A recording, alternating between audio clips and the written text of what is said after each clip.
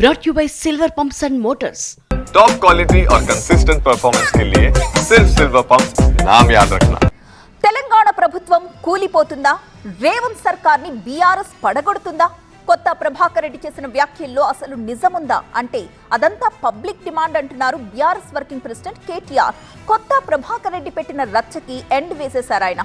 తాము కాంగ్రెస్ ప్రభుత్వాన్ని పడగొట్టే ప్రసక్తి లేదన్నారు కేటీఆర్. ఇప్పుడు రేవంత్ సర్కార్ 5 ఏళ్లు పాలిస్తేనే మరో 20 ఏళ్ల పాటు ప్రజలు హస్తం గుర్తుకు ఓట్లు వెయ్యరన్నారు కేటీఆర్.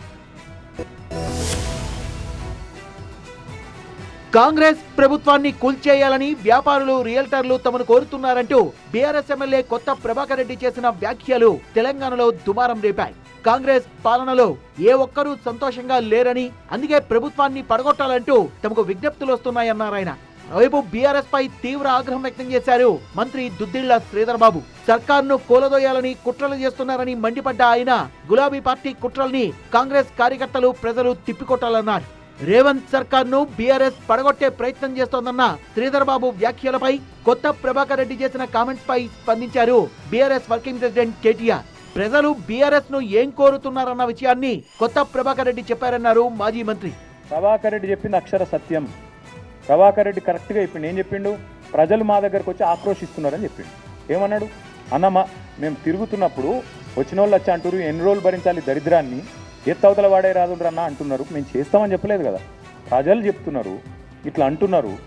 కొంతమంది అయితే మేము పైసలు కూడా చందాలు వేసుకొని ఇస్తాం రాబోయ్, వీళ్ళు కులగొట్టురు లొల్లేందని అంటున్నారు అని కూడా చెప్పిండు. ఎస్, మాతో కూడా అంటున్నారు, కానీ మేము కులగొడతామని చెప్తలేము.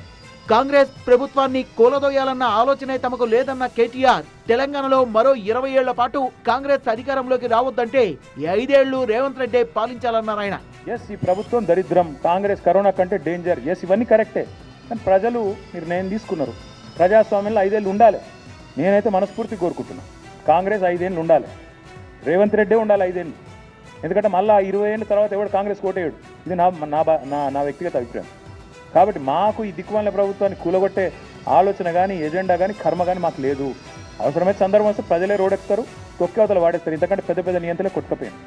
మరోవైపు బీజేపీ కూడా కాంగ్రెస్ ప్రభుత్వాన్ని కూలగొట్టే ఉద్దేశం తమ పార్టీకి లేదని స్పష్టం చేసింది.